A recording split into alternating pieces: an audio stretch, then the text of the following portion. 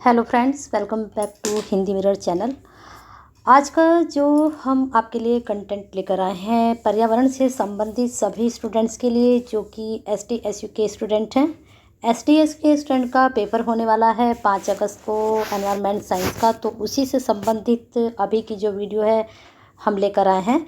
इसमें आपके लिए हमने 30 क्वेश्चंस लिए हैं और आपका जो यूनिट 4 में से ये क्वेश्चंस बने हैं प्राकृतिक संसाधन, जिसमें नवीनीकरण व अनवीनीकरण से आपके क्वेश्चंस लिए गए हैं। साथ में भूमि संसाधन और वनों उन्मूलन से क्वेश्चंस यहाँ पर बनेंगे आपके, तो लास्ट तक वीडियो में देखते रहना। बहुत ही महत्वपूर्ण क्वेश्चंस हैं सारे ही, लेकिन इसमें से जो रिपीटेड क्वेश्चंस होते हैं और मुझे लगता है कि जो एग्ज़ाम में आपके आएंगे वो भी मैं आपको साथ के साथ बताकर चलूँगी कि इन क्वेश्चंस को आप अच्छे से तैयार कर लीजिए, क्योंकि एग्ज़ाम में वो क्वेश्चंस 100% ही पूछे जाते हैं। तो बने रहना है हिंदी मिरर के साथ। अगर सब्सक्राइब नहीं किया है तो कर लीजिए, बेल आइकन हिट कर दीजिए और सब्सक्राइब कर लीजिए। साथ में आपको एक लाइक तो बनता है, इतनी बेनिफिशियल वीडियो हिंदी मिरर की तरफ से ST/SU के स्टूडेंट्स को मिलती है और एग्ज़ाम्स की प्रिपरेशन आपकी बहुत अच्छे से हुई है और मुझे लगता है रिजल्ट भी सभी का अच्छा जाएगा जिन्होंने हिंदी मिरर की तरफ से तैयारी की है। और शेयर कीजिए सभी स्टूडेंट्स के लिए, क्योंकि आप जैसे ही स्टूडेंट्स को इंतज़ार रहता है हिंदी मिरर की वीडियो का, और आप शेयर करेंगे तो उन तक ये वीडियो पहुंचेगी। चलिए देखते हैं पहला क्वेश्चन आपका क्या बन रहा है। पहला क्वेश्चन बन रहा है, निम्नलिखित कथनों पर विचार कीजिए तथा नीचे दिए गए कोट से सही उत्तर का चयन कीजिए। कोई भी वस्तु जो मानव की आवश्यकताओं की पूर्ति करती है संसाधन कहलाती है। संसाधन प्राकृतिक या मानव निर्मित हो सकते हैं। टुंड्रा के एस्किमो के लिए एक कोयला संसाधन नहीं है। संसाधन नवीनीकरण योग्य या अनवीनीकरण योग्य हो सकते हैं। बहुत अच्छा प्रश्न है, और अगर आपने अच्छे से पढ़ लिया है थ्योरी तो आपके MCQs अच्छे से निकल आएंगे। आज एक स्टूडेंट की क्वेरीज आई थी कि मैडम थ्योरी भी पढ़ाई है एनवायरनमेंट की, तो मुझे अभी तक एक ही स्टूडेंट ने क्वेरी सेंड की है। ज़्यादातर स्टूडेंट ने कहा कि मैडम हम थ्योरी पढ़ लेंगे, आप हमारे प्रैक्टिस सेट कराइए, तो प्रैक्टिस सेट आपका मैं लेकर आ गई हूँ। चलिए इसमें आंसर अगर आप सोच रहे हैं कौन सा, तो जल्दी से सोच लीजिए, फिर मैं आपको इसका आंसर बता देती हूँ कौन सा आपका इसका आंसर जा रहा है। तो बिल्कुल सही, अगर आपने सारे ही लगाए हैं 1 2 3 एंड आर करेक्ट, तो बिल्कुल सही है, सारे ही ये सही हैं और इनको भी आप अच्छे से पढ़ लीजिए, यहाँ से भी प्रश्न आपका बन सकता है। अब आते हैं नेक्स्ट क्वेश्चन पर आपके। देखिए जैसे मैंने कहा था कि प्राकृतिक संसाधन नवीनीकरण अनवीनीकरण योग्य भूमि संसाधन, यहाँ से आपके क्वेश्चंस बने हैं। दूसरा क्वेश्चन है, निम्नलिखित में से कौन एक नवीनीकरण योग्य संसाधन नहीं है। बहुत ही इम्पोर्टेंट, मैं सर्कल करती जा रही हूँ जो क्वेश्चन आपके इम्पोर्टेंट है। मछली, स्वर्ण, वन या फिर जल। तो अगर आपको मालूम है कि जो सोना है वह नवीनीकरण के अंतर्गत नहीं आता है, ठीक है। नेक्स्ट क्वेश्चन, निम्नलिखित में से कौन एक नवीनीकरण योग्य ऊर्जा नहीं है। भूतापीय ऊर्जा, जल विद्युत ऊर्जा, आणविक ऊर्जा या फिर सौर ऊर्जा। तो बिल्कुल सही आप सोच रहे हैं, आणविक ऊर्जा जो है नवीनीकरण के योग्य नहीं है। अगर आपने नवीनीकरण और अनवीनीकरण नहीं पढ़ा है तो पढ़ लीजिए, यहाँ से क्वेश्चन 100% बनेंगे। जल से भी आप नवीनीकरण कर सकते हैं, भूतापीय से भी और सौर ऊर्जा से भी। नेक्स्ट क्वेश्चन है, निम्न में नवीनीकरण योग्य ऊर्जा संसाधन है। कोयला, पेट्रोलियम, काष्ठ ईंधन, प्राकृतिक गैस। तो जल्दी से आपने आंसर सोच लिया होगा क्या है। तो फोर्थ में अगर आप आंसर सोच रहे हैं C, तो बिल्कुल सही है, काष्ठ ईंधन। नेक्स्ट है, निम्न में से कौन जैविक संसाधन नहीं है। ऊन, लकड़ी, जल या फिर मक्का। तो जल्दी से आंसर सोच के रख, इसमें क्या आपका आंसर जा सकता है। तो फिफ्थ में अगर आप आंसर लगा रहे हैं कौन सा, जल्दी से सोचिए। फिफ्थ में अगर आपने आंसर सोचा है C, जल, तो बिल्कुल सही है, जैविक संसाधन नहीं है। चलिए आगे चलते हैं 6 क्वेश्चन पर। निम्नलिखित में से किस एक को संचयी संसाधन भी कहा जाता है। किसको कहा जाता है संचयी संसाधन। नवीनीकरण संसाधन, निर्वातीय योग्य संसाधन, नवीनीकरण योग्य संसाधन, पुनर्चक्रीय संसाधन, तो बताइए चारों में से कौन सा संचयी संसाधन कहा जाएगा। तो इसमें अनवीनीकरण जो संसाधन हैं उनको संचयी साधन भी कहा जाता है। नेक्स्ट है, निम्नलिखित में से कौन सा अक्षय संसाधन है।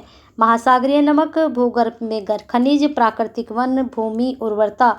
तो 7 का अगर आपने आंसर सोचा है महासागरीय नमक तो बिल्कुल सही है, इसको अक्षय संसाधन कहा जाता है। अक्षय का मतलब आप लोगों को पता ही होगा, अगर आपको हिंदी में नहीं मालूम है तो इंग्लिश वर्जन भी साथ में है, आप यहाँ चेक कर सकते हैं। नेक्स्ट क्वेश्चन है, निम्नलिखित पर विचार कीजिए। विश्व के सबसे बड़े नदी द्वीप माजुली के पर्यावरण अवनयन के कारण रहे। ये प्रश्न देखिए रिपीट हो रहा है, माजुली पर्यावरण वाला, अच्छे से इसको पढ़ लीजिए। यहाँ से प्रश्न 99 बन सकता है। बाढ़ रही, अपदन रहा, जनसंख्या का बढ़ता दबाव रहा, परिवहन क्रियाओं का विकास रहा। अगर आपने ये पिछली वीडियो में देखा है तो सभी को इसका आंसर मालूम होना चाहिए। तो 8 का आपका आंसर जाएगा बाढ़। पहले भी 8 का आंसर जाएगा आपका ए 1 और 4, बाढ़ और आपका परिवहन क्रियाओं का विकास। ये प्रश्न मैं आपको पहले भी बता चुकी हूँ और इसको अच्छे से तैयार कर लीजिए। नेक्स्ट क्वेश्चन आपका जाएगा, भारत में रैली फॉर वैली कार्यक्रम के आयोजन ने निम्न समस्याओं को उजागर किया गया। पर्यावरण अवनयन, जैव विविधता, विस्थापित व्यक्तियों का पुनर्वास, कृषि भूमि की हानि। तो 9 का आंसर अगर आपने सोच लिया है ए पर्यावरण अवनयन तो बिल्कुल सही। रैली फॉर वैली कार्यक्रम के आयोजन में इस समस्या का जो है आपका समाधान देखा गया। नेक्स्ट क्वेश्चन है, मिट्टी की अनुर्वरता होगी किससे। स्थानांतरी खेती से, औद्योगिकरण से, अतिचारण से या फिर उपरोक्त सभी। तो बिल्कुल अगर आप सोच रहे हैं डी इसका आंसर है तो बिल्कुल सही सोच रहे हैं। नेक्स्ट क्वेश्चन, भूमि के अपघटन में निम्न में से कौन एक सहायक कारक नहीं है। वन विनाश, खनन, नगरीकरण, सूखा। तो इसमें से आपको देखना है चारों में से कौन सा आपका आंसर सही जाएगा। अगर आपने सोच लिया है 11 का क्या सी तो बिल्कुल सही है, नगरीकरण। तो जिनका ये आंसर है तो बहुत अच्छे, चलिए आगे चलते हैं। इसे ये पता चल रहा है जिनके आंसर सही जा रहे हैं कि उन्होंने बहुत अच्छे से थ्योरी पढ़ चुके हैं। मैंने इसका सिलेबस भी अपलोड किया हुआ है यूनिट वाइज। मैंने बताया है कि यहाँ से आपके प्रश्न बनेंगे और मैंने 100 क्वेश्चंस आपके प्रीवियस क्वेश्चन में भी अपलोड किए हैं, तो उसमें भी आप चेक कर सकते हो क्वेश्चंस। और वहाँ मैंने 35-40 के बीच में बताए हैं ये क्वेश्चन रिपीटेड हैं, वहाँ से क्वेश्चन ज़रूर बनेंगे और इसमें पास होना ज़रूरी है, कई बार बता चुकी हूँ। तो आगे जो 11 का आपने आंसर अगर सोचा है सी नगरीकरण तो बिल्कुल सही। मृदा प्रदूषण को प्रभावित करते हैं अधिक वर्षा व वनोन्मूलन, या फिर तीव्र ढाल प्रवणता, या फिर बाढ़ें तथा अनियंत्रित पशुचारता, या फिर उपरोक्त सभी। तो मृदा प्रदूषण के लिए ये सभी जो हैं जिम्मेदार होते हैं। ठीक है, चलिए आगे चलते हैं। मरुस्थलीकरण क्या है। मानवकृत समस्या है, प्रकृति प्रेरित समस्या है, सूखे का परिणाम है, मानव प्रकृति द्वारा प्रेरित समस्या है। तो 13 मरुस्थल जो बन रहे हैं वो दोनों ही वजह से बन रहे हैं, मानव की वजह से भी और प्रकृति द्वारा प्रेरित समस्या के कारण भी। नेक्स्ट क्वेश्चन है, भारत में कजरी संस्थान निम्न में से किस एक समस्या का अध्ययन करता है। प्रश्न रिपीट हो चुका है और ये आपके मुझे लगता है लास्ट ईयर जो पेपर डाला है उसमें भी था। चलिए, बाढ़ों का, सूखा का, मरुस्थलीकरण का, भूकंपों का। तो बिल्कुल सही अगर आपने आंसर सोचा है मरुस्थलीकरण तो बिल्कुल सही है। उत्तराखंड के किस जिले में मालपा भूस्खलन आपदा घटित हुई थी। बहुत अच्छा प्रश्न है, बन सकता है एग्जाम में ज़रूर। यहाँ से जो प्रश्न शुरू हैं वो बहुत ही बढ़िया प्रश्न है एग्जाम के पॉइंट ऑफ व्यू से। तो अगर आपने 15 का आंसर सोच लिया है डी तो बिल्कुल सही है, पिथौरागढ़ में। नेक्स्ट क्वेश्चन, भारत में भूस्खलन की दृष्टि से अत्यधिक सुभेद्य क्षेत्र है, किसको फर्क पड़ेगा ज़्यादा। 16 का हिमालय पर्वत, दक्कन पठार, पूर्वी घाट या फिर अरावली श्रेणियाँ। तो अत्यधिक सुभेद जो क्षेत्र है वह है हिमालय पर्वत। ठीक है, चलिए आगे चलते हैं क्वेश्चंस की तरफ आपके। चलिए 16 क्वेश्चन आपके हो चुके हैं। 14 क्वेश्चन अब इस वाली स्लाइड में हम आपके लिए लेकर आए हैं और इसमें एक प्रैक्टिस सेट आपके 12 क्वेश्चंस का हम जो है इस वाली स्लाइड में आपके 14 क्वेश्चंस तो हम कराएंगे, 12 क्वेश्चंस आपके लिए प्रैक्टिस के लिए हैं जिसमें हमने फिल इन द ब्लैंक्स लिए हैं, तो उनको आप फिल कर सकते हैं अपने जितनी आपकी तैयारी है उसके अकॉर्डिंग। चलिए देखते हैं आपका जो नेक्स्ट क्वेश्चन बन रहा है, निम्न में से कौन सा संसाधन जैविक संसाधन है? हवा, कोयला, खनिज या फिर जल। तो जैविक संसाधन के बारे में बताना है। तो पहले का अगर आप सोच रहे हैं कोयला तो बिल्कुल सही है। नेक्स्ट क्वेश्चन, अनवीनीकरणीय संसाधन का उदाहरण है? मृदा, जल, वनस्पति, पेट्रोलियम। तो अनवीनीकरण का जो संसाधन का उदाहरण रहा है वह रहा है पेट्रोलियम। चलिए आगे देखते हैं। इंदिरा गांधी नहर परियोजना कहाँ पर स्थित है? प्रश्न सारे ये बहुत ही महत्वपूर्ण है, फर्स्ट, सेकंड, थर्ड, ठीक है, याद करते चलिए इनको साथ साथ। इंदिरा गांधी का जो गांधी नहर परियोजना है, गुजरात, हरियाणा, मध्य प्रदेश या फिर राजस्थान। तो तीसरे का अगर आप सोच रहे हैं राजस्थान तो बिल्कुल सही है। निम्न में से कौन सा स्रोत परंपरागत नहीं है? जल ऊर्जा स्रोत, पवन ऊर्जा स्रोत, सौर ऊर्जा स्रोत या फिर नाभिकीय ऊर्जा स्रोत। बिल्कुल अभी मैंने जस्ट इसके बारे में आपको बताया था। अगर 4 का आंसर आपने सोच लिया है नाभिकीय ऊर्जा स्रोत तो बिल्कुल सही है। संसार का सबसे बड़ा ज्वारीय शक्ति केंद्र है। अब यहाँ पर ये जो मैंने परंपरागत स्रोत बताए हैं आपको, तो ज़रूरी नहीं आपसे यही पूछे जाए, कुछ और भी पूछे जा सकते हैं। तो आपको सारे स्रोत के बारे में पता होना चाहिए। चलिए प्रश्न देख लेते हैं नेक्स्ट। संसार का सबसे बड़ा ज्वारीय शक्ति केंद्र है? सेंट माले में, जर्मनी में, संयुक्त राज्य अमेरिका में या फिर स्वीडन में। तो पांचवे का अगर आप सोच रहे हैं सेंट मालो तो बिल्कुल सही है। चलिए नेक्स्ट क्वेश्चन देखते हैं। जल प्रदूषण निवारण और नियंत्रण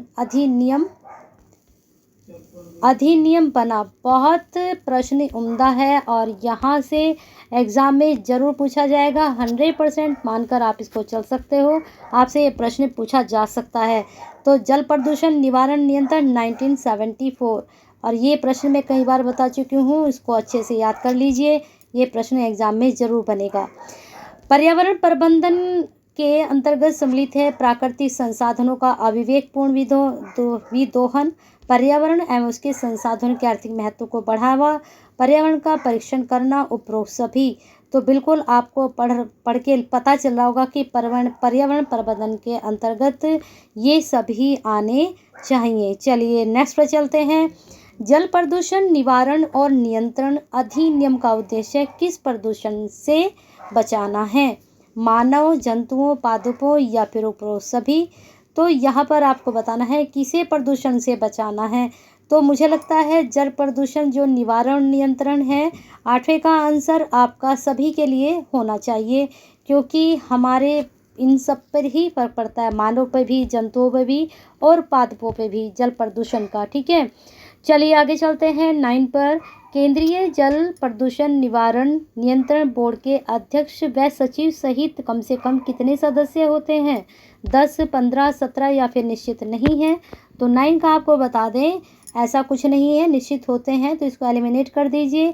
तो 9 का आपका आंसर क्या जाएगा? स, यानी कि 17।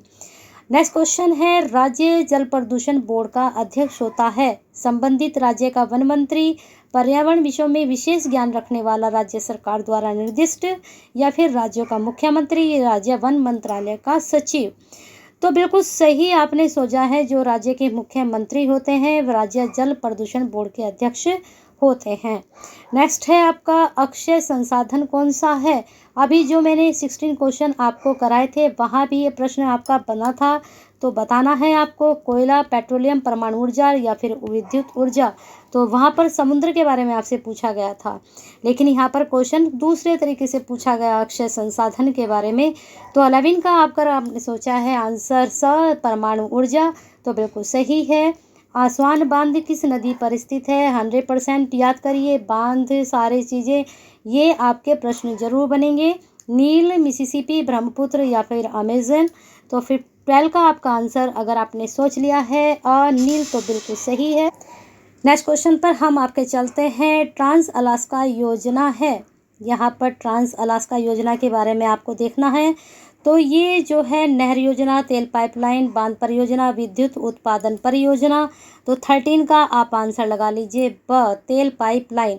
सरदार सरोवर परियोजना किस राज्य से संबंधित है? मध्य प्रदेश, महाराष्ट्र, राजस्थान, गोवा, महाराष्ट्र, गुजरात, मध्य प्रदेश, महाराष्ट्र, गुजरात, मध्य प्रदेश, कर्नाटक या गुजरात। तो 14 का अगर आपने सोचा है आंसर स, मध्य प्रदेश, महाराष्ट्र, गुजरात, तो बिल्कुल सही है। तो इस प्रकार से आपके हो गए हैं 30 क्वेश्चंस, और 30 क्वेश्चन में से मुझे लगता है यहाँ से 50 क्वेश्चंस वेरी इंपॉर्टेंट है। बहुत अच्छे से तैयार कर लीजिए, क्योंकि एग्ज़ाम में यहाँ से 100% आपसे पूछे जाएंगे क्वेश्चंस। चलिए देखते हैं जो आपके लिए हम प्रैक्टिस सेट लेकर आए थे। ये आपके सामने 12 क्वेश्चंस हैं। इनके फिल इन द ब्लैंक्स आप खुद से फिल कर सकते हैं। ये आपका एक तरह से जो है टेस्ट है, जो आपने प्रिपरेशन की है एग्ज़ाम की। बाकी तो हमने आपको तैयारी कराए रहे हैं एमसीक्यूज़ की। तो बने रहिए हिंदी मिरर के साथ। क्या करना है आपको, एक लाइक तो करना है, जाते जाते कर दीजिए, और शेयर कीजिए सभी स्टूडेंट्स के लिए, सेकंड ईयर थर्ड ईयर के स्टूडेंट्स के लिए, बीकॉम बीए और साथ में बीएससी के स्टूडेंट्स, सभी तक ये वीडियो पहुंचनी चाहिए, जिससे सभी की प्रिपरेशन अच्छे से हो सके। और कमेंट बॉक्स में अपनी क्वेरी सेंड करते रहिए, आती रहेंगी तो आपको नए कंटेंट, नए टॉपिक मिलते रहेंगे। ठीक है, बने रहिए हिंदी मिरर के साथ, शेयर कीजिए और साथ में केयर कीजिए।